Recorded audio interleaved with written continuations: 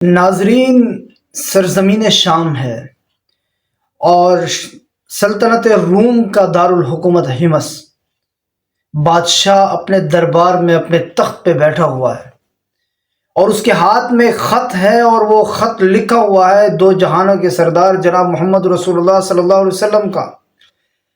اس کو دعوت دی گئی ہے، اس کے پاس پیغام بھیجا گیا ہے اور اس کے ہاتھ میں خط ہے، اور تب اس کے پاس ایک وفد آتا ہے۔ یہ وفد وہ ہوتا ہے جو اس کے دربار میں اس کے کہنے پہ پہنچایا جاتا ہے۔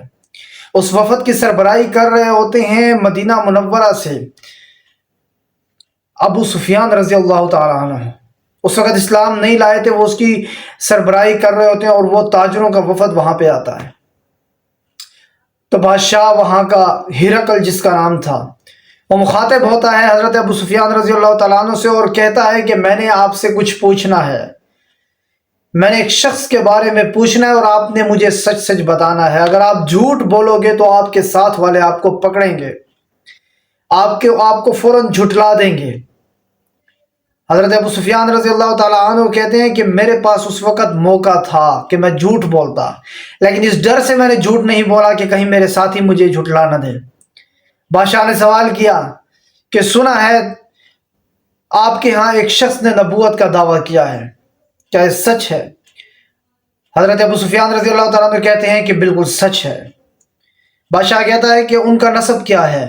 وہ کہتا ہے کہ اعلیٰ نسب سے ہیں۔ تو بادشاہ کہتا ہے کہ بالکل، جو نبی ہوتے ہیں وہ اعلیٰ نسب سے ہوتے ہیں۔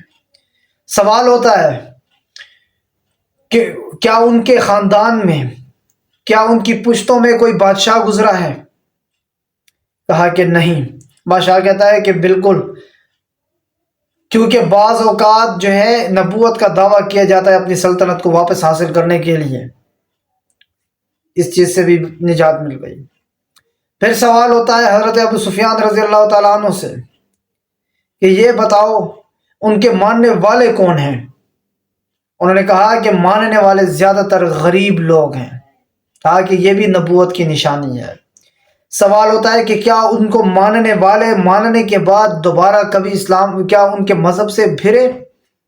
کہا کہ نہیں، جو ایک بار ان پہ ایمان لے کے آتا ہے وہ بس ڈٹ جاتا ہے۔ کہا یہ بھی نبوت کی نشانی ہے۔ پھر کہا جاتا ہے، سوال ہوتا ہے کہ یہ بتاؤ ان کے ماننے والوں کی تعداد وہی ہے یا دن بدن بڑھتی جا رہی ہے؟ کہا کہ وہ آئے روز تعداد بڑھتی جا رہی ہے۔ کہا کہ یہ بھی نبوت کی نشانی ہے۔ پھر سوال ہوتا ہے کہ یہ بتاؤ کہ وہ ان کا پیغام کیا ہوتا ہے؟ کہا وہ کہتے ہیں کہ ایک اللہ کی عبادت کرو، نماز قائم کرو اور اسلام کی طرف بلاتے ہیں۔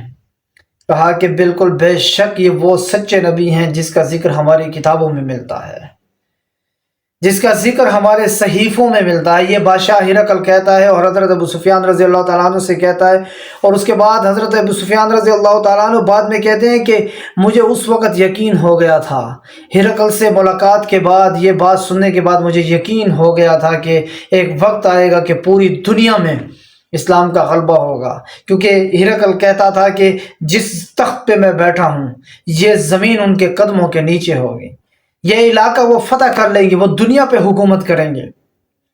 تو یہ وہ واقعہ ہے جو صحیح احادیث کی کتب میں آیا ہے، بخاری شریف میں آیا ہے، جس کو علامہ ابن قیم، علامہ ابن تیمیہ نے نقل کیا ہے، جس کو علامہ ذہبی نے نقل کیا ہے، جس کو صحیح البخاری میں نقل کیا گیا اور اس طرح کی اور احادیث کی کتب میں نقل کیا گیا ہے، صحیح سند کے ساتھ نقل کیا گیا ہے۔ یہ وہ واقعہ ہے، یہ گفتگو ہے۔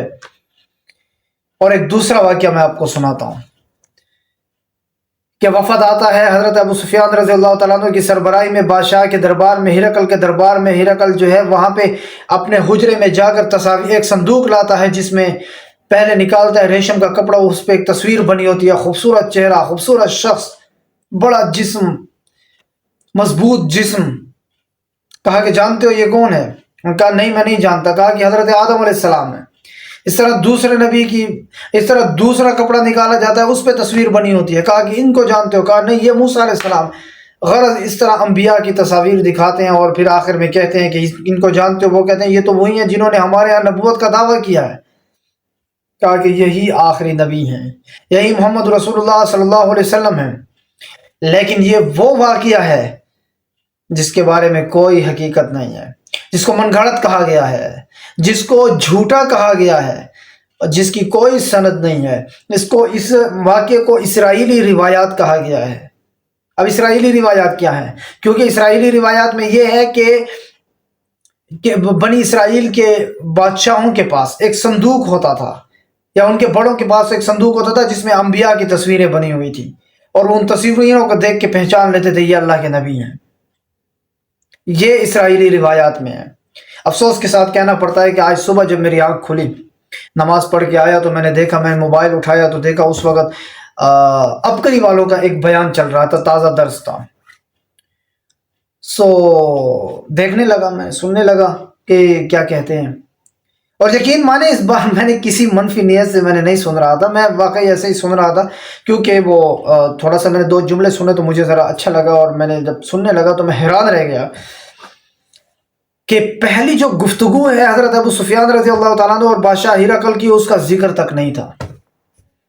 تصویروں والے واقعے کو ایسے ڈرامائی انداز میں انہوں نے پیش کیا کہ مجھے افسوس ہوا، اور پھر اس کے بعد ایک تعویذ کا ذکر کیا، ایک نقش کے بارے میں بتایا کہ یہ نقش ہے، اور جو ہے جتنی انبیاء کی تصاویر تھیں اس میں، ان انبیاء کی تصاویر کے وسیلے سے، ہم ان انبیاء کے وسیلے سے جو ہے یہ نقش ہے، اور جو ہے اتنی حاجات یہ آپ لکھیں گے اور اتنی حاجات آپ کی پوری ہو جائیں گی۔